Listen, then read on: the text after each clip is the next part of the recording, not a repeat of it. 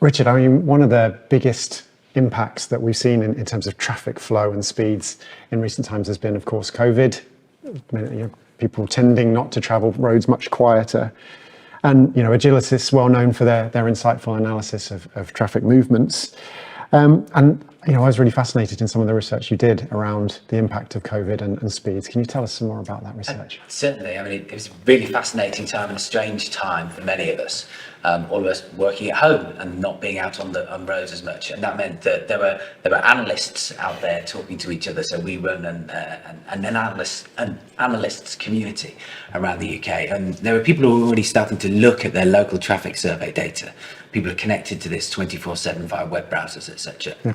And they were noticing the spikes in vehicle speeds, and we were seeing that anecdotally. Lots of reports from senior police officers saying that they were worried about these speeds. So we were sat there, we were thinking about how we could do something about this. So we gathered together information from about 4 or 5 different local authorities and compared that against what we normally expect to see on the roads or even in pre-lockdown. And this was analysis that the Department for Transport eventually did themselves as well. But we were able to give a heads up really quite early on, even into April, only a few weeks into lockdown. And we saw that huge spike in the number of very high speed road users. If you look at the increase in the average speeds, they were certainly substantial, but it was at the higher end, the 85th percentile speeds, even the 95th percentile speeds. There were some people that took it upon themselves to effectively use the roads as a racetrack because they were quiet and they were empty. And there were certainly concerns that, as lockdown ended, would people continue to travel at these, frankly, ridiculously high speeds?